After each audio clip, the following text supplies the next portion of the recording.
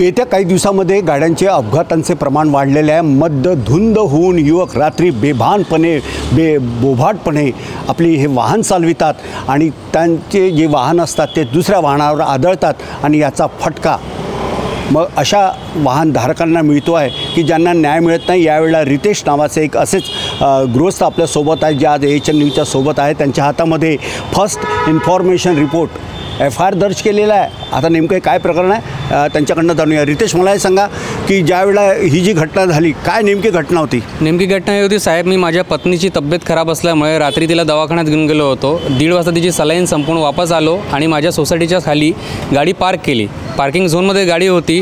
रात्री 2:30 वाजता भमकन आवाज आल्यामुळे मला सोसायटीमध्ये माझ्या काकांचा फोन आला, नेमजे काकांचा। मी खाली गेलो, गाडी इतकी जबर ठोकलेली होती की आणि समोरच्या गाडीची उलटी झाली होती, त्याला गाडी इथून रोख काढत होते आणि पूर्ण मध्यधुंद अवस्थेत होता तो, गाडीवर ड्रंकर होता आणि तो म्हणत होता गाडी तुम्ही समोरून चालवत होते।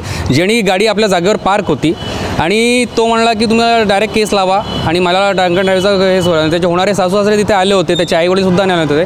आरोपी जो होता त्याचं नाव पूर्णपणे आहे अभिजित ओमप्रकाश मदेशिया। हा पूर्ण चालक मध्यधुंद अवस्थेत होता, त्याचा FIR दर्ज केला, त्याच्या ड्रंकन ड्राईव्हची आपण केस लावलेली आहे। FIR दर्ज केला मग बेलेतोडी पोलीस स्टेशनला तो बेलेतोडी पोलीस स्टेशनवाल्यांनी FIR दर्ज केला। पण जी गाडी आहे त्याची गाडीची समोरची आरोपी आहे त्याची गाडी त्या दुसऱ्या दिवशी लगेच नेली, पण माझी गाडी आजही स्पॉटवर आहे। माझी गाडी आज 5वा दिवस आहे। 5वा दिवस होऊन सुद्धा माझी गाडी सोसायटीच्या समोर ब्लॉक झालेली आहे। जाण्यायेणारा रस्ता विस्कळीत झालेला आहे। पोलीस म्हणे की 2 दिवसामध्ये RTO इन्स्पेक्शनवाले येतील, तुमचं इन्स्पेक्शन करतील आणि गाडी देतील। माझा इन्शुरन्सला मी क्लेम करायला गाडी पाठवू शकत नाही आहे साहेब। याचा त्रास मला भरपूर होतो आहे कारण की सोसायटीसमोर गाडी ब्लॉक झाल्यामुळे RTO इन्स्पेक्शनवाला मी विनंती करतो आहे, त्यांना 2 दिवसापासून त्यांना फोन करत आहे पोलिसांना, पण पोलीस म्हणताय आम्ही आमचं काम केलं, आता समोर RTO वाले बघतील। आता काय मागण्या काय तुमच्या? मागण्या माझं सर हेच आहे की RTO इन्स्पेक्शनवाले त्वरित यावं आणि ती गाडीचं इन्स्पेक्शन करावं जेणेकरून माझी गाडी इन्शुरन्स क्लेमला पाठवू शकेल। आणि मला पोलीस प्रशासनाला एवढंच म्हणायचं आहे RTO विभागाला की तुम्हाला एवढा वेळ का बरं लागतोय? आज 5 दिवस झाले गाडी तिथेच पडून आहे आणि असंच असेल तर जो आरोपी करून जो त्याला तुम्ही गुन्हा दाखल केला त्याला काही मानसिक त्रास मला होत आहे। आज सोसायटीतील लोक मला विचारत आहे, रस्ता पूर्णपणे ब्लॉक झाला आहे, जाणारे येणारे जर गाडीची चर्चा करताय, पोलीस म्हणे गाडी तुम्ही तिथून हटवून ठेवा, म्हणजे तोही खर्च मी करायचा। गाडीला रस्त्याच्या बाजूला काम चालू आहे, जर मी त्यांना गाडी हटवली तर रस्ता ब्लॉक होईल, परत ट्रॅफिक जाम होईल। माझं एवढंच मागणं आहे पोलिसांना की तुम्ही त्वरित RTO इन्स्पेक्शन करा जेणेकरून सामान्य नागरिकाला त्रास होणार नाही।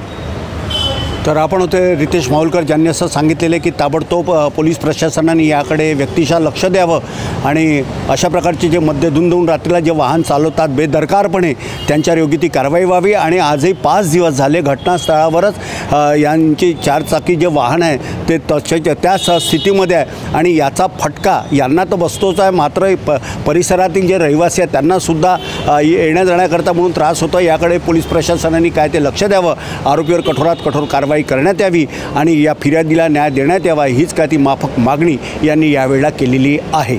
एएचएन न्यूजसाठी व्हिडिओ जर्नलिस्ट दिनेशसह संजय मिरे, AHN news Nagpur.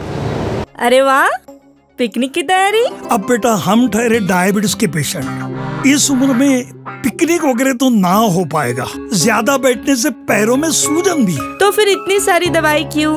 90% of diabetic patient की शुगर सिर्फ अप्रोप्रिएट डाइट थेरेपी से कंट्रोल की जा सकती है। अच्छा, अब क्या करें?